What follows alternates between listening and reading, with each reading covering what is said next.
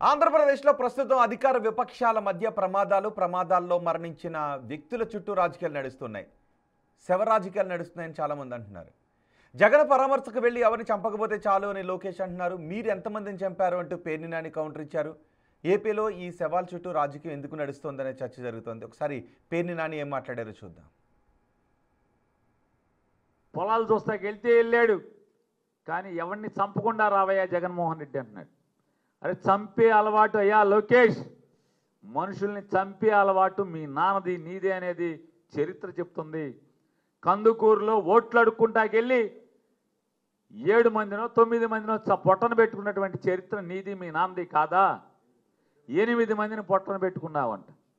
గుంటూరులో పేదరికాన్ని ఆసరాగా చేసుకుని పేదరికానికి ఎర్రేసామని చెప్పని 100 రూపాయల చీరలు పంచి పెడతామని చెప్పి రమ్మని చెప్తే పాపం పేదలు నమ్మి వస్తే వాళ్ళకి చీరలు సక్రమంగా పంచి పెట్టకుండా మీ ఫోటోల కోసం వీడియోల కోసం జనం గుమ్మిగూటి తోసుకునేది కనపడాలి కాబట్టని చీరలు విసిరితే లారీల్లోంచి ఆ తొక్కిసలాటలో అమాయకులైన పేదలు 7 అసూలు బాయలేదా?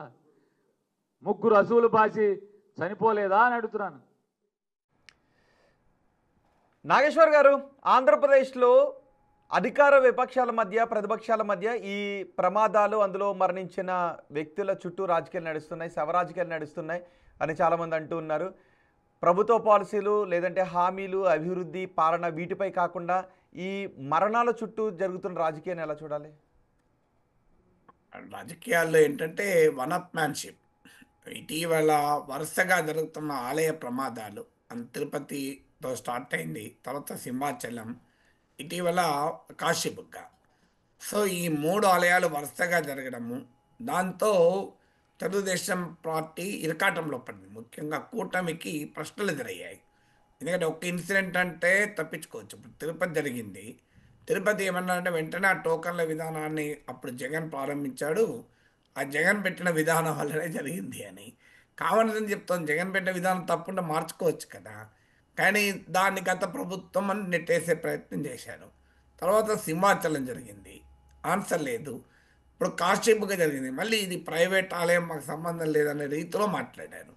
సో ఎప్పుడైతే ఈ వరుస ఘటనలు జరుగుతున్నాయో ఒక రకమైన డిఫెన్స్లోకి కూటమి ప్రభుత్వం పడిపోయింది.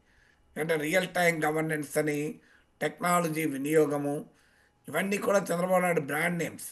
ఎందుకంటే పాలనా దక్షత అనే అంశంలో ప్రజలు ఇప్పటికీ చంద్రబాబు నాయుడికే మార్కులు వేస్తారు, జగన్కి వేయరు. సంక్షేమ విషయంలో జగన్కి ఎలాగైతే మార్కులు పడతాయో చంద్రబాబు నాయుడుకు అభివృద్ధి, పాలన, సమర్థవంతమైన పాలన, ఇలాంటి అంశాల్లో గవర్నెన్స్, డెవలప్మెంట్ విషయంలో టీడీపీ సపోర్టర్లే కాదు, జనరల్ ఓటర్లో కూడా చంద్రబాబు నాయుడు బ్రాండ్కు ఉన్న గుర్తింపు అది. కానీ ఈ వరుస ఇన్సిడెంట్లు ఏం చేస్తున్నాయంటే ఆ బ్రాండ్నే ప్రశ్నిస్తున్నాయి. ఇప్పుడు సూపర్ 6 అమలైందా కాలేదా అని చర్చ కాదు ఇది. మరి ఇంత రియల్ టైం గవర్నెన్స్ చేసి అసలు తుఫాను వస్తుంటేనే సమాచారాన్ని గుర్తించి చర్యలు తీసుకునే ఒక సమర్థవంతమైన ప్రభుత్వం ఎందుకు ఇలా ఘటనలు జరుగుతుంటే ఏమీ చేయలేకపోతుందనే విమర్శలు ఎదుర్కొంటోంది. ఆ విమర్శల నుంచి డైవర్ట్ చేయడం అనేది కూటమికి అవసరం. అందుకే జగన్మోహన్ రెడ్డి వెళ్ళినప్పుడు ఏమవుతుంది, ఇంకో కార్యకర్త కారు కింద పడిపోయాడు, జగన్మోహన్ రెడ్డి అమానుష్యంగా ఉన్నాడు అనే నరేటివ్ బిల్డ్ చేయడం, చంద్రబాబు నాయుడు అమానుష్యంగా ఉన్నాడు అనే నరేటివ్ బిల్డ్ చేయడం వీళ్ళకి అవసరం, జగన్మోహన్ రెడ్డి అమానుష్యంగా ఉన్నాడని వేయడం వాళ్ళకి అవసరం. అందువల్ల ఇంత పూర్తిగా ప్రజలతో సంబంధం లేని వ్యక్తిగతమైన పర్సనాలిటీ డ్రివెన్ పాలిటిక్స్ పతాక స్థాయికి చేరాని దానికి ఇది ఒక ఉదాహరణ కదా. నాగేశ్వర్ గారు, ఓకే, అంటే ఇవి అటెన్షన్ డైవర్ట్ చేసేటటువంటి ఆరోపణలు రాజకీయాలుగానే చూడాలా? మీరు దానికి ఏదైనా పేరు పెట్టండి, నేను చెప్పాను కదా. నేను దానికి ఏ పేరు పెడతారో, attention driving, attention diversion, attention deficit, nomenclature నాకు ఇంపార్టెంట్ కాదు, విషయం చెప్పినాను. సో రాజకీయాలు ఏంటంటే ఒకరిపైన ఒకరు పై ఎత్తులు వేస్తూనే ఉంటారు. ఇప్పుడు తిరుపతి నెయ్యి విషయంలో జగన్మోహన్ రెడ్డి మత విశ్వాసాలని ఆధారంగా చేసుకొని ఇరికించాలి అనేది తెలుగుదేశం ఎత్తుగడ. అందులో భాగంగానే ఆ కల్తీ నెయ్యి ఇష్యూ ముందుకు వచ్చింది. ఇప్పటివరకు ఏమీ తేలలేదు, కానీ పొలిటికల్ ప్రాపగండా అయితే అయిపోయింది కదా. తర్వాత తేలినప్పుడు చూద్దాం. లేదు చూడండి ఇంకో దేవదేవునికే అన్యాయం చేశారు గనుకనే ఈ ఘటనలు జరుగుతుందని వైసీపీ చెప్పదలుచుకుంది.